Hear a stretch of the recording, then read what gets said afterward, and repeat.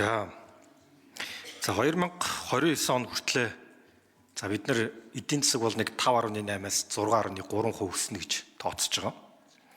За өнөөдрийн бидний байж байгаа байдал бол төсвийн алдагдал 1.4 их найд эхний улирлаар. За 27 оны хөгжлийн төлөвлөгөөн дээр бид нар 15.3 их найд төгрөгийн санхүүжилт хийнэ гэж одоо хөгжлийн төлөвлөгөө явьж байгаа. Тэргүүн шадар сайд бол хамгийн их давтагдж байгааг бол их үүсвэр байхгүй. Бид нарт шинэ юм хэрэгтэй байна. Би танд нэг шинэ гаргалгаа хэлж өгье. 2026 онд энэ онд шүү.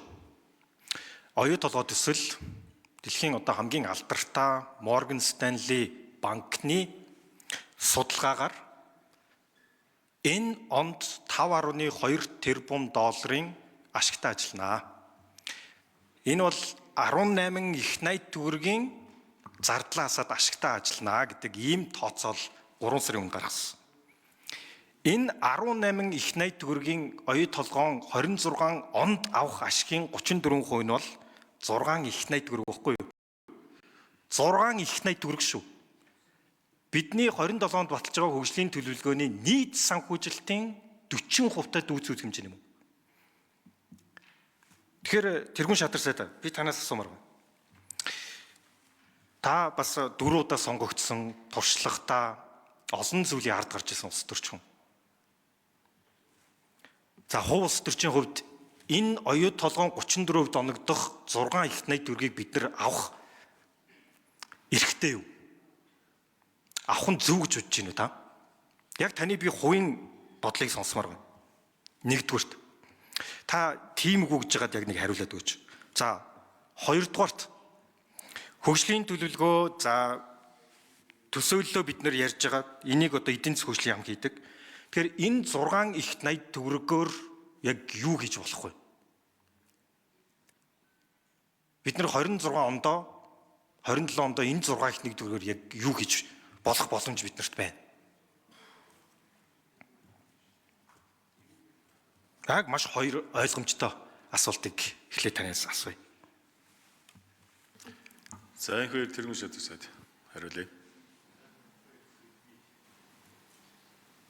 За Монгол улсын засгийн газар амлсандаа байх ёстой. Олон улсын болон бусад хөрөнгө оруулалтын хийсэн гэрээгээ биелүүлэх үүрэгтэй. Миний зарчим тийм л байдаг.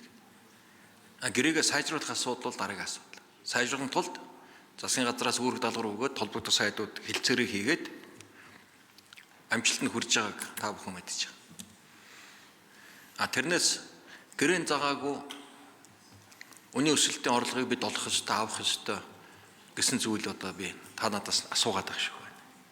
Тэгэхээр бид ямар гэрээ байна? Тэр гэрээгээ бид биелүүлж ээж хариуцлагатай байж ээж гадаад дотоодын хөрөнгө оруулалтыг татнаа л гэж би бодож байна. Мэдээж 6 их найд гэдэг чинь их хөрөнгө зөвхөн 27 оны хөрөнгө оруулах болцоо 2.2 их найд байна шүү дээ. Тэрнээс одоо 3 дахин их болцоо байна гэсэн үг та ярьж байна. Мэдээж энэ хэмжээнд одоо эдийн засаг нийгмийн тулгамдсан маш олон асуудлыг шийдэх болцоо энд бол байгаа. Гэхдээ энэ үсэж байгаа энэ жилийн ашиг шууд Монгол улс 34-ийг авах ёстой гэж үзэж болохгүй гэдгийг бол би өөрөө сайн мэдэж байна. За тодруулъя. Батнарын дэлгшин. За Монгол улс амлсандаа байх нь зөвөө. Бид нар амлсан амлалтанд байх хэрэгтэй. Хөрөнгө оруулагч тал бас амлсан амлалтанд байх хэрэгтэй. Ингэж харилцан ашигтай урт хугацаанд үргэлжилдэг. Хөрөнгө оруулагч тал гэрээ хийхдээ 58%, 53% гэж амласан шүү дээ. Өнөөдөр тэр өгөөч дотроос бид нар 5% амнаатал авж байгаа. Бусд нь бүгд маргаант. Татварууд бүгд маргаант. Ноогдлоо шиг байхгүй. Тэр амлалт биелээгүй шүү дээ. Бид нар амлалтандаа байж байгаа нөгөө тал бас амлалтанд байх хэрэгтэй. 6 их найдын өгөөж авах боломж байгаа шүү дээ. Хувь нөлөөгчийн гэрэн дээр бүх зээл төсний дараа ноогдлоо шиг авна гэж.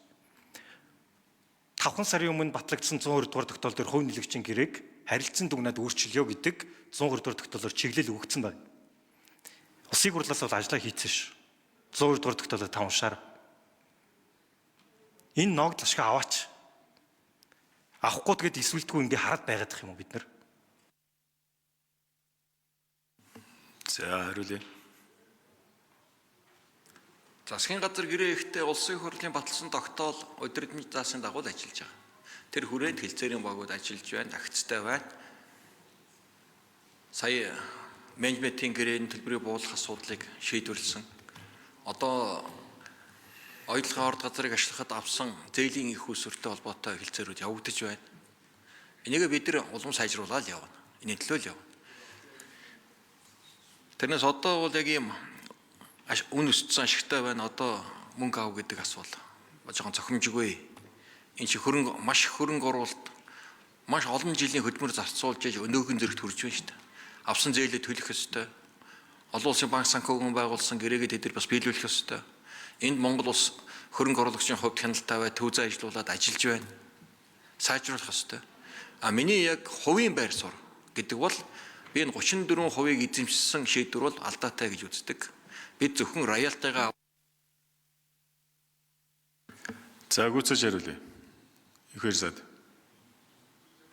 энэ бидэнд маш том сургамж болох байх. Асар хэмжээний хөрөнгө оруулалт шаардсан салбар орд газар руу хувь эзэмшилд орсон асуудал маань бидний алдаа байсан гэж би үздэг. Бид харин энийг роялти буюу экспорт болгоноос шууд ногд орлогоо аваад явсан бол өнөөдөр эдийн засгууд бидэрт хамаагүй илүү байх байсан гэдэг дээр бол ийм бодолтой байдаг. Ер нь цаашдаа ч гэсэн энэ хувь эзэмших, төрийн хувь хэмжээг нэмэгдүүлэх гэдэг зүйлээс айлуулт татгалзмаар байна.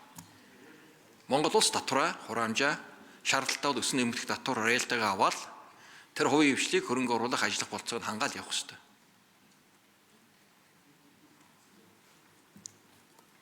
Батнайрамд гишүүн. За сүүлийн 20 жил Монгол улсад өөрчлөгдөөгүй ганцхан зүйл бол оюутлогын хөрөнгө оруулалтын гэрээ. Хувь нийлэгчийн гэрээ.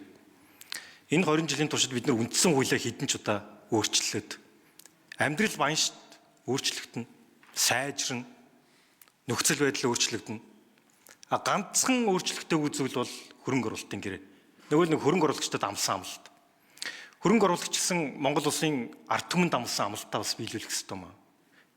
Гэрээ гэдэг бол харилцан ашигтай, харилцан хүндлэлтэй энийг гэрээ гинэ. Хит нэг талыг барьсан бол энэ гэрээ биш шүү дээ. Ийм амлалт өгөөд өнөөдөр өгөөж та хардаа. Бид нар 5% амнаатаас өөр өгөөж бол хэцүү шүү. Татврын маргаан аралд, татвар бүгд маргаанд. Ногдол шиг байхгүй. Тэр энийг л бид нар засах ёстой маа. Энэ дээр маш том боломж байгааг бид нар бүгдээрээ харж байгаа шүү. За Батнайрамд гишүүн үг гэлээ. Энд дээрээ мандахаа гишүүн. За бид өнөөдөр 2027 оны төсвийн хүрээний мэдээллийг хэлцэж байна. Өөрөөр хэлэх юм бол эргчил ард түмний татврын мөнгийг юунд зарцуулах вэ гэдгийг шийдэхэд бид нар сууж байгаа. Төсөв бол төрийн мөнгө шээ. Ард түмний халааснаас гарч байгаа мөнгө гэдгийг одоо бүгд мэдж байгаа. Энэ мөнгө өөрөө